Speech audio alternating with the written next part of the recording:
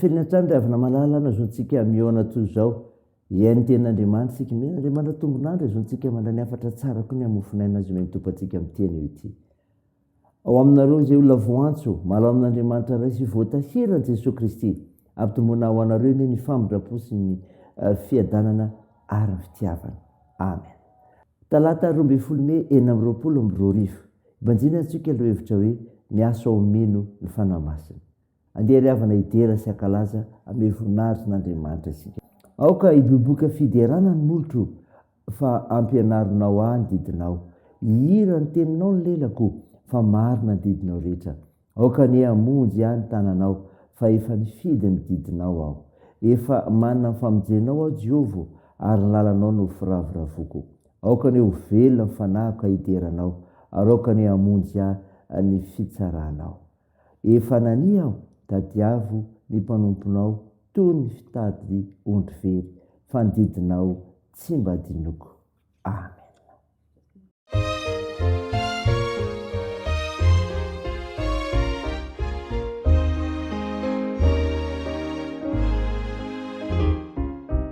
Oh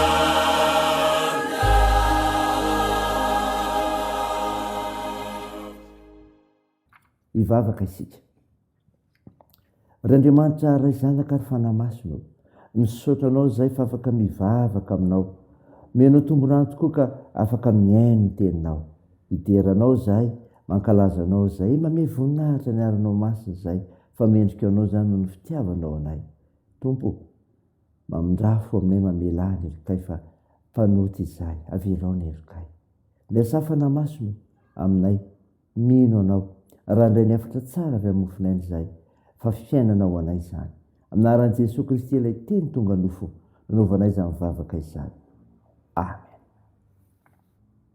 Ny mofinainao antsika amin'ny teny ity avy namalala dia hitanao ao amin'ny filazantsara soratan'i Jaona toko 9 ny 9:20 ka hatramin'ny 5:20 mivaky toy izao aminaran'i Jesosy. Koa maro tamin'ny mpianany no nandre dia nanao hoe sarotra ny teny izany iza ny mahay izany ary fantatsy Jesosy tao am-pony fa nimonmonina tamin'izany ny mpianany ka dia hoy izy taminy mahatafitohina anareo va izany maika raha mahita ny zanak'olona miakatra ho any amin'izay ny toerany taloha ianareo ny fanahy no mahavelona ny nofo tsy mahasoana inona ny teny izay nilazaiko taminareo dia fanahy sy fiainana fa misy ny sasany aminareo izay tsy mino fa fanta Jesosy hatramin'ny voalohany izay tsy mino sy izay amatika azy ary hoy izy izany nazako taminareo fa tsy misy olona mahay manatona raha tsy nomendray azy izany amen. Ray masino manamasinana amin'ny fahamarinana ny teninao ny fahamarinana amen.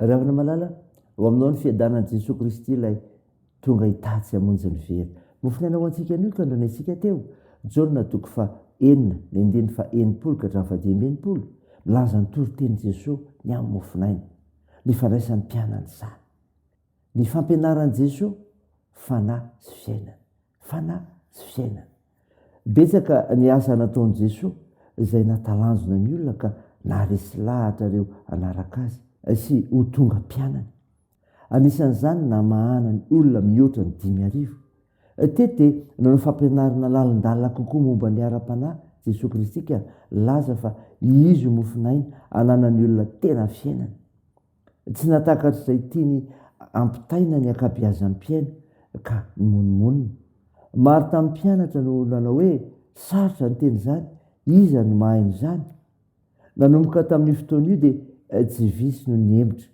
eto indrindra ry havana mampiavaka ny mpanaraka azy sy ny tena mpianany betsaka amin'ny olona mpanaradian'i Jesosy no tsy tia handalina sino izay lazainy fa no ny fitadiavana tombotsoa no fotsiny ny fanahy ny mahavelona ny nofo tsy mahasoana inona ho Jesosy eto ny fampianaran'i Jesosy zany dia raisina amin'ny finoana zany ry havana raisina amin'ny finoana fanta Jesosy fa na dia ny sasany tamin'ny mpianany aza dia tsy nakasitraka amin'ny fampianarana tsy maintsy raisina amin'ny finoana sy amin'ny fanantenana ary amin'ny faharetana izay teny rehetra ambaran'i Jesosy raha amin'ny maha olombelona arano fotsiny dia tsy ampy mila ny fanampian'Andriamanitra antsika isika raha tia hahazo fiainana avy amin'ny alalan'ny tenin'Andriamanitra izany no ilazan'i Jesosy hoe fa tsy misy olona mahay manatona raha tsy nomendray azy izany ny fanahy masina izay nomendray no mahatonga ny mpino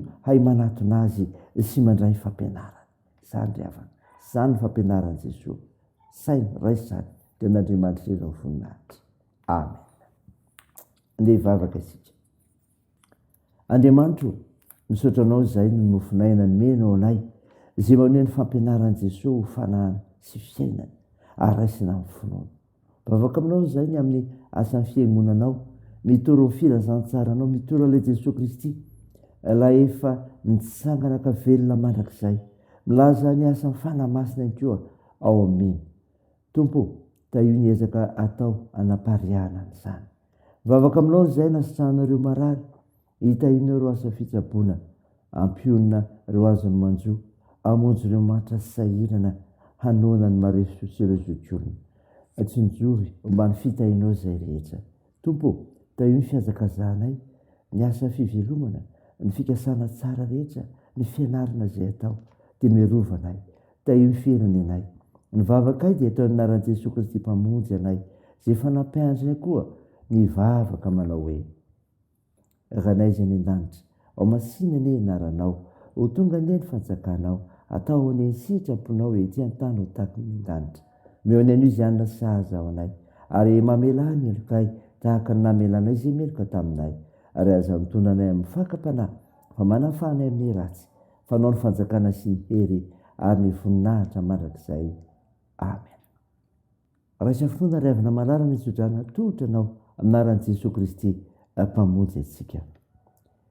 Ilay Andriamanitra lalorano fanantenanany hameny fifaliana sy fiadanana teraka anareo noho ny finoanareo, mba hampitomboana be dia be ao aminareo ny fanantenana noho ny hery fanahy masina. Amen.